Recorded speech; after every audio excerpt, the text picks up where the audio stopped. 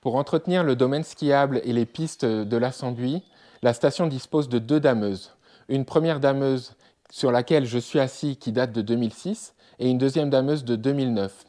La deuxième dameuse dispose d'un treuil, c'est-à-dire qu'elle possède un câble que l'on accroche au sommet des pistes et qui permet de damer les portions les plus raides en répartissant la puissance entre les chenilles et le câble. Ces 2 dameuses, du fait de leur âge avancé, ont des coûts de maintenance très importants. C'est un peu comme un véhicule personnel. Plus on attend et plus on peut avoir des pannes qui potentiellement sont très importantes et aléatoires.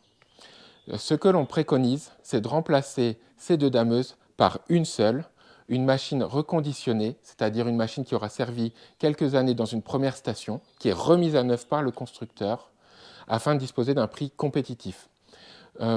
Pour se donner un ordre d'idée, c'est environ 350 000 €. Lissé sur 8 années, cela permettra d'économiser 15 000 € par an en réduisant les coûts de maintenance que l'on a actuellement. Alors on peut se demander, est-ce qu'une seule machine au lieu de 2, cela va réduire la qualité du damage sur la station? Eh bien, ce ne sera pas le cas, puisqu'aujourd'hui on dame avec les 2 dameuses sur le poste du soir, et ce que l'on imagine, c'est que l'on pourrait damer avec la machine reconditionnée sur le poste du soir et le poste de la fin de nuit.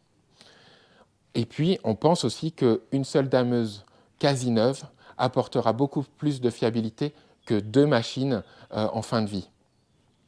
Alors, avec le modèle que l'on préconise de station de ski, où le lundi et le mardi sont dédiés au ski de randonnée, on sollicitera aussi un peu moins la machine et on disposera de plus de temps pour faire la maintenance préventive. Au final, la station pourrait se doter d'un outil neuf et fiable tout en économisant par rapport à la situation actuelle.